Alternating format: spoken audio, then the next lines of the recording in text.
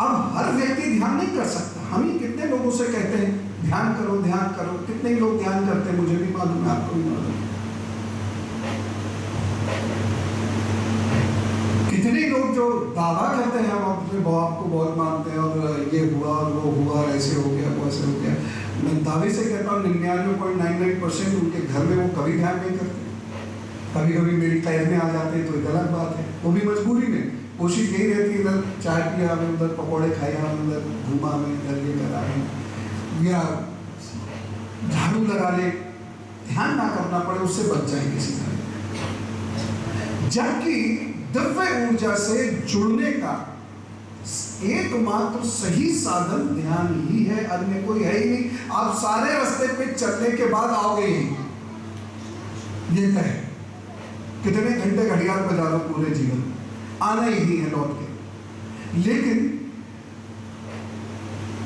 प्रथम गुरु को भी ये मालूम है कि सामान्य मनुष्य के बस की बात है ही नहीं ध्यान करना।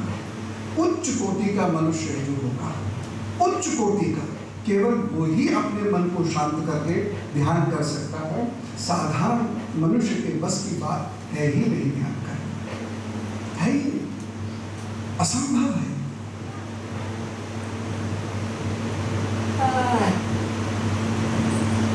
बाबू बहुत जोर से आई।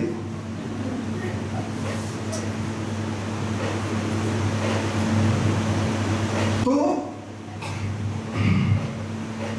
उन्होंने उसके लिए फिर कुछ खोजें करनी शुरू करी। उन खोजों में 2 प्रकार के स्वर समझ में आए। ये बहुत लंबा इतिहास है, मैं इसे बहुत संक्षेप में बता रहा हूं। एक आहद स्वर और दूसरा अनाहद स्वर।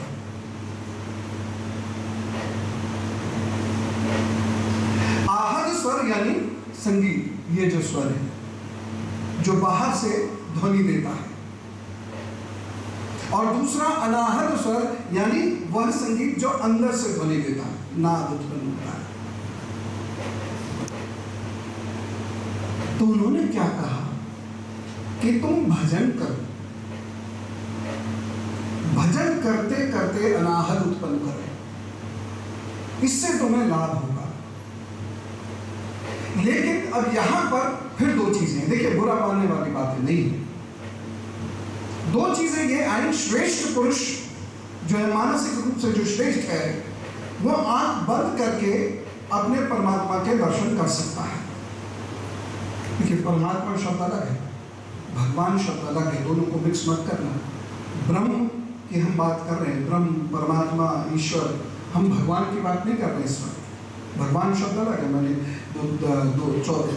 24 तारीख को भगवान शब्द की प्रथम बार व्याख्या भी की थी। हम भगवान की बात नहीं कर रहे हैं।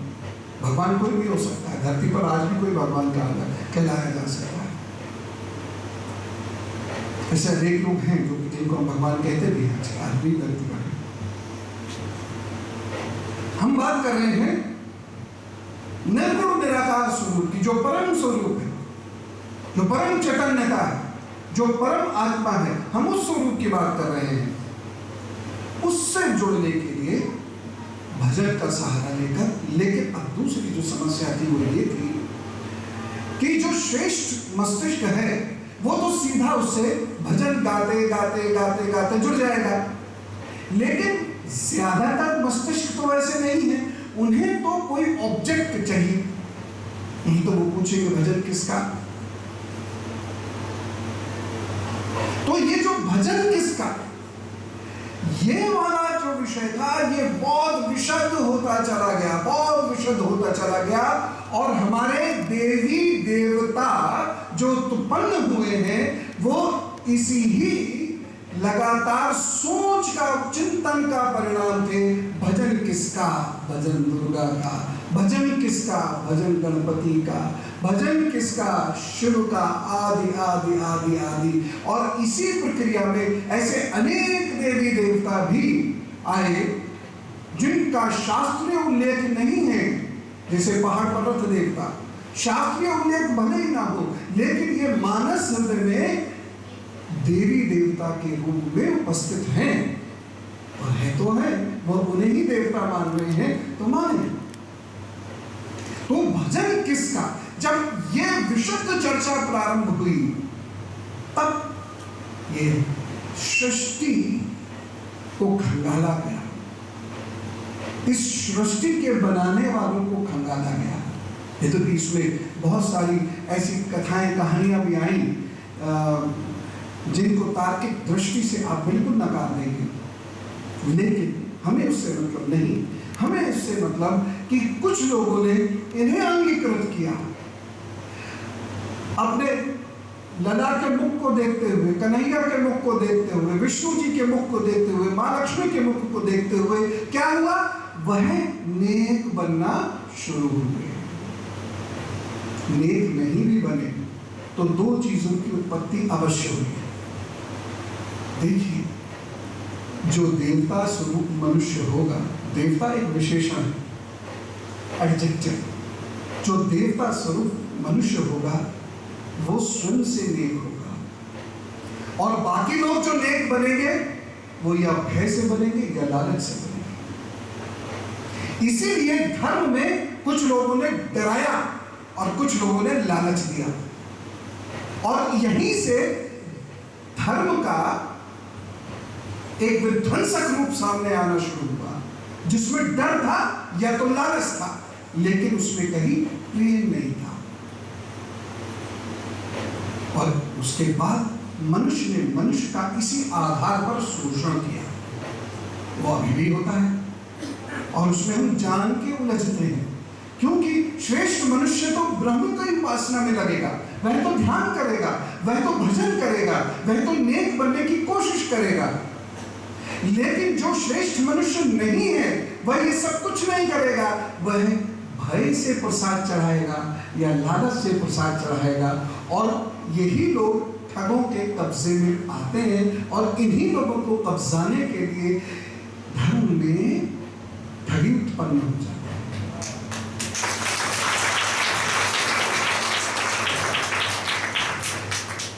तो देखिए कितना सिंपल सब करके रखा, कितना सिंपल है, कहीं कोई उलझन नहीं है।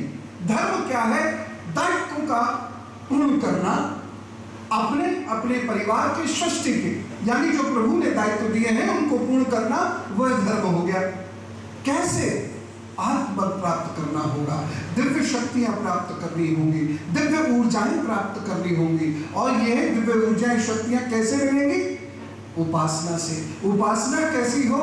निराकार हो सकती है, साकार हो सकती है, दोनों ठीक है, इनमें कोई भेद नहीं। आप ये कोई श्रेष्ठ है कोई श्रेष्ठ नहीं ऐसा कभी मत सोचिएगा, दोनों एक सी है। जो जिस रूप में प्रभु को अंगीकृत करना चाहे, लेकिन श्रेष्ठ रूप में करे, ईमानदारी से करे, उसमें प्रपंच विपन्नाएं यह नहीं होनी चाहिए। भय और लालच से कभी पूजा नहीं होती है।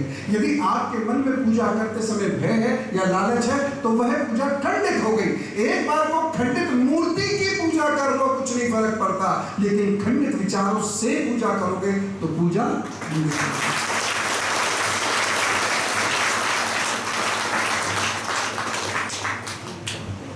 मैंने ऐसे बहुत सारे लोग देखे जिनके विचार खंडित हैं, पाप है, लेकिन मूर्ति बहुत सुंदर रखते हैं, कुछ भी नहीं होता उससे।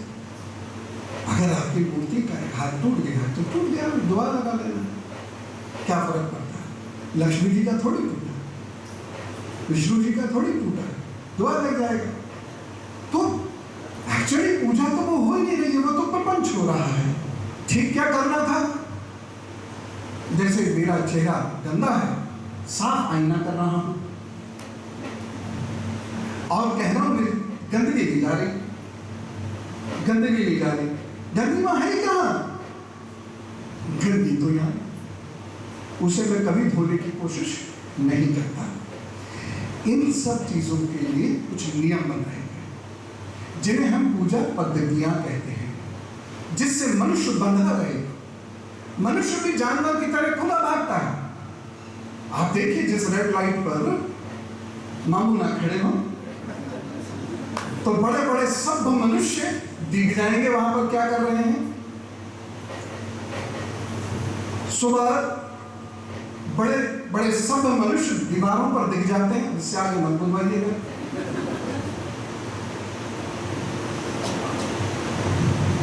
तो मनुष्य की सभ्यता तो क्षणभंगुर है, तुरंत गायब हो जाती है, लालच जैसे हावी होता है। तो हम सब तो वही हैं जहां तक हम दिखा सकते हैं, शोषेबाजी जिसे आम भाषा में कहते हैं। लेकिन वास्तव में सभ्यता वो दिव्य शक्ति के माध्यम से ही आती है, अन्यथा आ ही नहीं सकती, आ ही नहीं सकती, तहजीब आ ही नहीं सकती।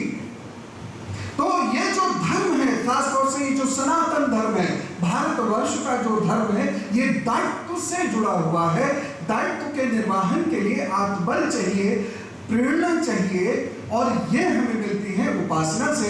ये दो प्रकार की उपासना है, साकार उपासना, निराकार उपासना। नास्तिक भी है इसमें, चार्वाक का नास्तिक दर्शन भी इसी में आता है। तो ये दो प्रकार की उपासनाएं हैं। इन उपासनाओं से हम वह प्रेरणा प्राप्त करते हैं, लेकिन इन उपासनाओं में भ्रांतियां आ रही हैं, जिसकी वजह से यह कमजोर पड़ रहा है। और उपासनाएं क्या है? धर्म नहीं है। कोई तीसरी पद्धति, चौथी पद्धति, पांचवी पद्धति भी हो सकती है उपासना की, हम नहीं जानते कब कौन सी पद्धति निकल आए। धर्म में उपासना है, उपासना धर्म नहीं। तो ये उपासना क्या है? ये संस्कृति है, रिचुअल्स है। अब ये एक बहुत बड़ा प्रश्न है आपके सामने कि हम रिचुअलिस्टिक सोसाइटी हैं या एक धार्मिक सोसाइटी है। हम क्या करते हैं कि रिचुअल्स करते हैं, ये धर्म का पालन नहीं है। इस मुकाबले में मत रहिए। और यही कारण है कि 100 बार शीश नवाने के बाद भी दुख नहीं जाते, क्योंकि शीश तो नव ही नहीं रहा है। और अन्यथा एक बार भी नव जाए तो दुख जाने लगेगा, कुछ ना कुछ होने लगेगा।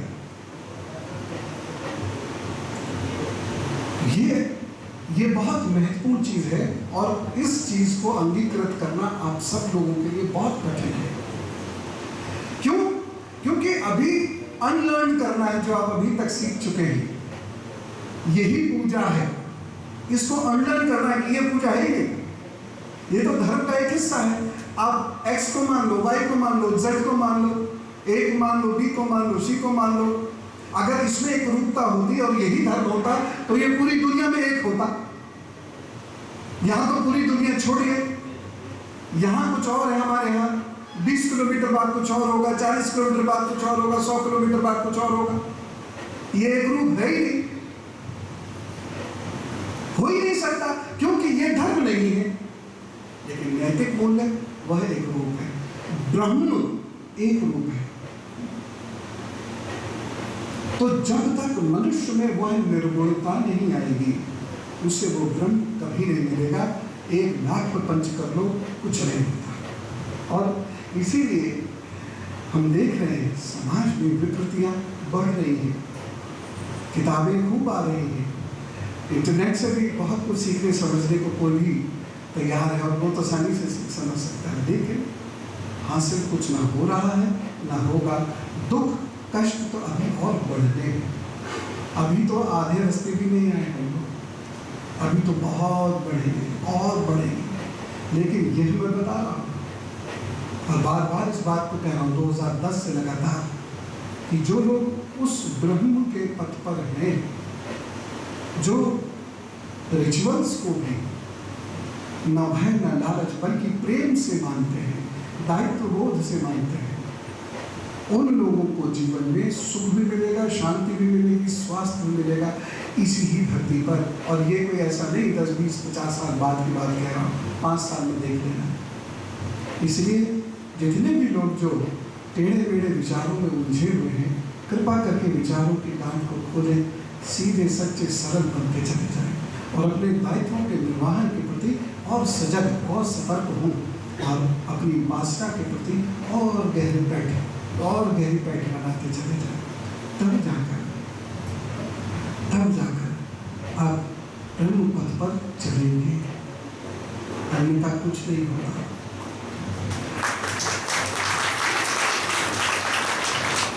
अब आप में से कुछ बच्चों के खास तौर से मन में ये प्रश्न होगा, अगर ये धर्म तो रिलीजन क्या है? रिलीजन एक रिलेटिवली मॉडर्न सोसाइटी का वेस्टर्न कॉन्सेप्ट है। भारत से पश्चिम की ओर रिलेटिवली मॉडर्न कह रहा हूं, दो सिद्धांतों का उदय हुआ। एक सिद्धांत इस्लाम और दूसरा सिद्धांत क्रिश्चियनिटी। एक मजहब और दूसरा रिलीजन। तो ये वहाँ की भाषा के अनुसार इसका एक निरूपण है, लेकिन हम जिस चीज़ की बात अपनी भाषा में बात करते हैं वह है धर्म। और जब इस चीज़ को समझेंगे ना तो घरों के झगड़े भी बंद हो जाएंगे, और घरों से जो झगड़े उत्पन्न होकर मन में कलेश करके समाज में झगड़े फैलते हैं वह भी स्वतः रुकने शुरू हो जाएंगे। इसीलिए जो वास्तविक धर्म है, मैं पुनः सभी लोगों से ये निवेदन करता हूँ कि वही धर्म आपके जीवन में उतरे और अपने आप को दिव्य ऊर्जा से जोड़ने के लिए सरल होइए, दायित्व का निर्वहन और कुशलता के साथ कीजिए, और श्री कृष्ण को भी याद रखिए। महाभारत में भी आएगा, भगवान श्री कृष्ण भी इसी को धर्म कह रहे हैं, इसी को योग कह रहे हैं। कार्य करने की क्षमता, कुशलता, इस पर कुशल चर्चा करते हैं अर्जुन के साथ, जो मैं आपके साथ आगे करूँगा। तो यह धर्म है, इस धर्म को ग्रहण कीजिए, इसकी गहराई के साथ प्रपंचों से दूर आइए, ठगने से, भ्रष्टाचार करने से बचिए, नहीं तो ब्रह्म बख्शता नहीं।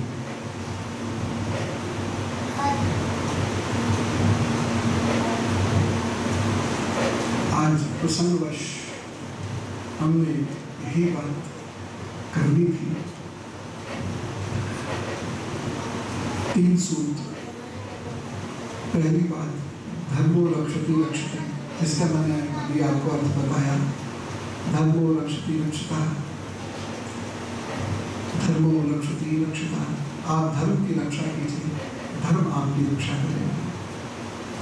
दूसरा सूत्र याद रखिए, all man is always out. बहुत सारे लोगों के उन्नति में बहुत बड़ी बड़ी बाधाएं आती हैं, उसमें बहुत बड़ी बाधा ये भी है कि आप ऑड मैन जहाँ जहाँ होंगे आप आउट होते चले जाएंगे। इसलिए सदा अच्छे लोगों में रहिए और सदा अच्छे लोगों से ही अपने कंपटीशन कीजिए, उनसे प्रेरणा लीजिए। यहाँ कंपटीशन का मतलब प्रतिद्वंद्विता नहीं है, यहाँ कंपटीशन का मतलब प्रेरणा से है। और तीसरी बात, कभी गोल गोल घुमा घुमा के बातें मत कहिए, आज नहीं तो कल सारी बातें खुल ही जाती हैं। इसलिए सीधी सीधी अपनी बात कहिए। लड्डू खाना है तो सीधे कहिए लड्डू खाना है। ये मत कहिए कि तुझे लड्डू खाना है, तुम्हें तो लड्डू, मुझे नहीं अच्छा लगा, तुमने लड्डू नहीं खाया इतने दिनों से, तुम्हें लड्डू खाना है, मुझे तो नहीं खाना, ना खाना, मुझे मालूम नहीं खाना। लड्डू आया को खा गए। तो सीधे कहिए कि मुझे लड्डू खाना है। ऐसे व्यक्ति को सब पसंद करते हैं, जो बातों को घुमाता है, चीज़ों को उलझाता है, उसका जीवन स्वयं भी उलझता चला जाता है, और एक वक्त ऐसा आता है जब वो सबकी आंखों से गिर जाता है। अब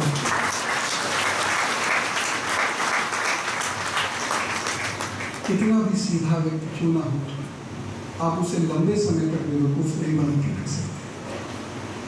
कहीं ना कहीं ब्रह्म का जागरण उसमें भी हो जाता है।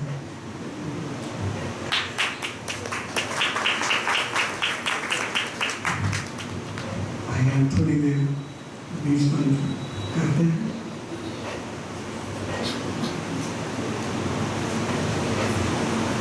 ध्यानावस्था में बैठिए, शरीर को ढीला छोड़िए लेकिन सीधा भी रखिएगा, एफर्टलेसली सीधा रखिएगा और ढीला छोड़िएगा।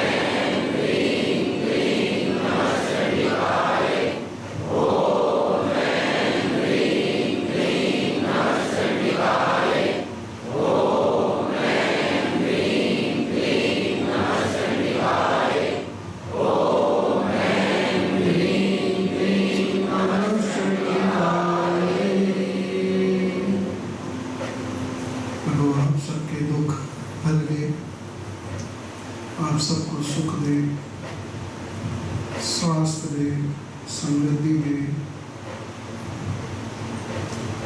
और सबसे महत्वपूर्ण काम मानसिक शांति दे।